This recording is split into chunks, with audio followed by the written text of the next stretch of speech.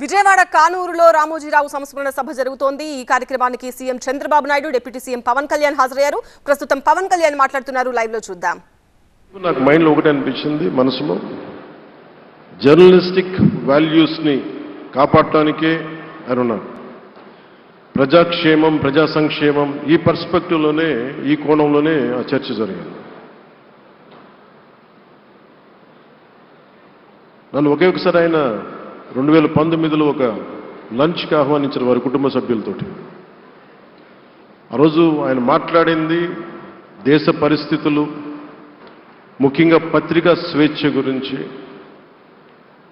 పత్రికా రంగం ఎంత కీలకమైంది, ఆయన ఎప్పుడూ కాంప్రమైజ్ అవ్వలేదు. ఒక విషయం చెప్పాలి అంటే అది తనకి తెలిసిన వారు అవ్వచ్చు, తన సన్నిహితులు అవ్వచ్చు, స్నేహితులు అవ్వచ్చు, కుటుంబ సభ్యులు అవ్వచ్చు, జనం కోసం వచ్చేటప్పటికి నిష్పక్షపాతంగా చాలా నిర్దాక్షిణ్యంగా ఉంటుంది ఆయన ఆలోచన పరిధి. అదే ఆయన ఈనాడు పేపర్లో రిఫ్లెక్ట్ అవుతుంది. నేను చాలాసార్లు అనుకునేవాడిని, ఒక వ్యక్తికి ఇంత ఆయన ఆ రోజు లంచ్ తర్వాత కూర్చున్నప్పుడు ఆయన మాట్లాడుతుంటే ఆయన వేదన నేను చూశాను.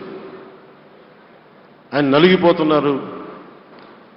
నిజంగా పత్రికా స్వేచ్ఛ ఎంత అవసరం దేశానికి, ప్రజాస్వామ్యానికి ఎంత కీలకమైంది, అది ఆయన చెప్తుంటే ఆయన ఆవేదన నాకు అర్థమైంది.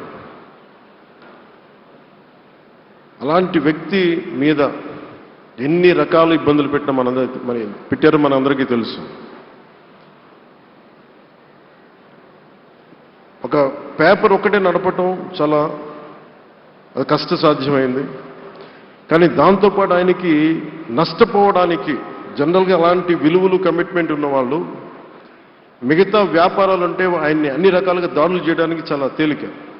అలాంటి దాడుల్ని తట్టుకుంటూ యాజ్ ఎ జర్నలిస్ట్ ఆయన అన్కాంప్రమైజింగ్ యాటిట్యూడ్, అన్కాంప్రమైజింగ్ వాలర్, అవన్నీ ఆయన్ని నాకు చూస్తే చాలా చాలా ఆనందం వేసింది. ఆయన ఒకటే చెప్పారు నాకు, your upcoming political leader, I wish you all the best. నీ జీవితంలో నువ్వు కాంప్రమైజ్ అవ్వకు, what ever you believe in, నువ్వు ఏదైతే నమ్ముతావో దాన్ని త్రికరణ శుద్ధిగా చేయని చెప్పి ఆయన చెప్పింది నేను ఈ రోజుకి మర్చిపోలేను. అలాంటి మహానుభావుడు సంస్మరణ సభకి నేను ఈరోజు ఇక్కడికి రావటం ఆంధ్రప్రదేశ్ ప్రభుత్వం భాగంగా నాకు నిజంగా చాలా ఆనందంగా ఉంది. రైట్ టు ఇన్ఫర్మేషన్ యాక్ట్ దారిలో చూస్తూ ఉంటుంది దాకా ఎగ్జిబిషన్లో 2008 రైట్ టు ఇన్ఫర్మేషన్ యాక్ట్లో అది ప్రజలకు ప్రతిదీ తెలియాలి, ప్రభుత్వంలో ఏం జరుగుతుంది, ప్రభుత్వం ఏం తీరుతలు ఎలా ఉంది అని. దానికోసం ఆయన అందరినీ కలిపి ఆంధ్రప్రదేశ్లో, ప్రత్యేకించి ఉమ్మడి ఆంధ్రప్రదేశ్లో ఆయన ఒక ఉద్యమకర్తగా కూడా వ్యవహరించారు.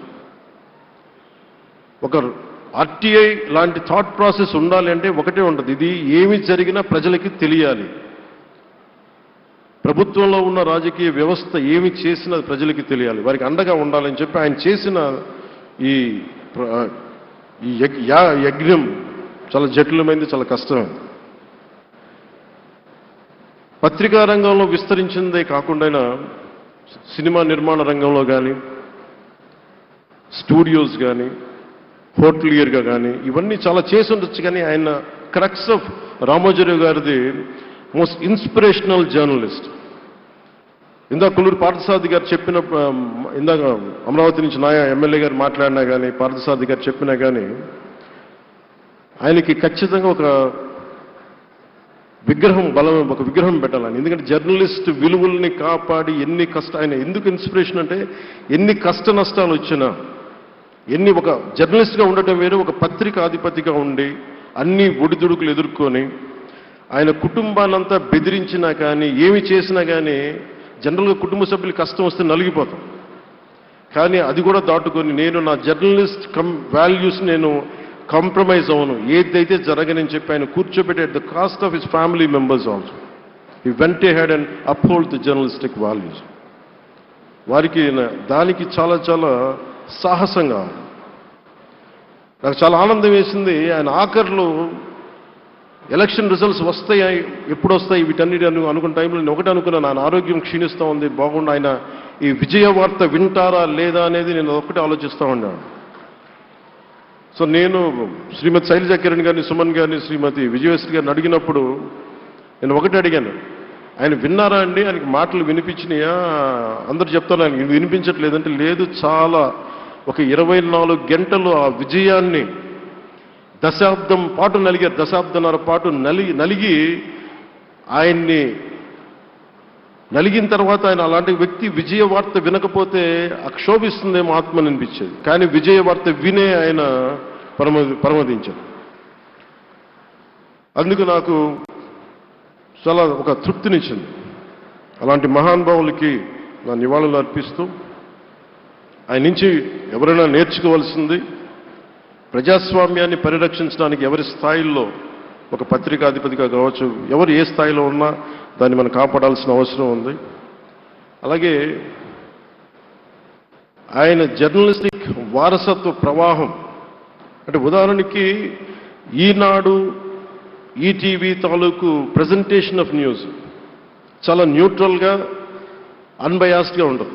ఏదైనా విషయం చెప్పేటప్పుడు నా గురించి ఎంత రాస్తారో, నన్ను తిట్టాలనుకున్నప్పుడు అంతే తిడతారు. అంటే నువ్వు చేసే పనిని బట్టే గుర్తిస్తారు తప్ప, నాకు తెలుసు కదా అని చెప్పి మళ్ళీ దానికి ఫేవరెటిజం ఉండదు. అది తెలుగుదేశం పార్టీ కావచ్చు, ఇంకొక పార్టీ కావచ్చు, కాంగ్రెస్ కూడా కావచ్చు. కాంగ్రెస్ చేస్తే కాంగ్రెస్ని ఆయన్ని పైకెత్తిన సందర్భాలు ఉన్నాయి. అలాగే ఏ పార్టీ తప్పులు చేసి నచ్చని, ప్రజలకి ఇబ్బందికరమైన సంఘటనలు జరిగినప్పుడు ఏం మాత్రం వెనకాడకుండా ఫ్రంట్ పేజీలు వేసేవాడు. ఫ్రంట్ పేజీలో మరీ చాలా బలంగా చేసేవాడు. సో అందుకే నాకు అనిపించింది, ఒక జర్నలిస్టిక్ వాల్యూస్, ఆయన తాలూకు వారసత్వ ప్రవాహం ప్రతి జర్నలిస్టు పుణికిపుచ్చుకోవాలి, తీసుకోవాలి. ఒక నది ఒక ప్రవాహం వెళ్తున్నప్పుడు మన స్థాయి, అది నువ్వు ఒక చిన్న బకెట్తో తీసుకుంటావు, చెంబుతో తీసుకుంటావు, ప్రవాహంలో నీళ్లు అన్నట్టుగా రామోజీరావు గారి జర్నలిస్టిక్ వారసత్వ ప్రవాహాన్ని మనం ఎంత తీసుకుంటాం అనేది మన స్థాయిని బట్టి ఉంటుంది.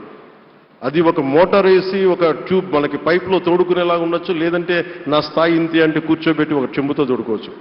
అలాంటి అపరిమితమైన ప్రవాహం, ఆగని ప్రవాహం, ఉధృతమైన రామోజీరావు గారి జర్నలిస్ట్ వారసత్వ ప్రవాహం ఈ రాష్ట్ర ప్రజలందరూ కూడా, తెలుగు ప్రజలందరూ కూడా దాని నుంచి మనకి ఒక స్ఫూర్తిని తీసుకోవాలని మనస్ఫూర్తిగా కోరుకుంటూ, నాకు అవకాశాన్ని ఇచ్చిన నా సహచర మంత్రివర్యులందరికీ, ఇక్కడికి వచ్చిన ప్రత్యేక ఆహ్వానితులుగా వచ్చిన జర్నలిస్ట్ పెద్దలందరికీ, పత్రికా ప్రతినిధులందరికీ, ఇక్కడికి వచ్చిన అతిథులందరికీ, విశిష్ట అతిథులందరికీ ప్రత్యేకమైన ధన్యవాదాలు తెలియజేసుకుంటూ, కృతజ్ఞతలు తెలియజేసుకుంటూ సెలవు తీసుకున్నాను. జై హింద్.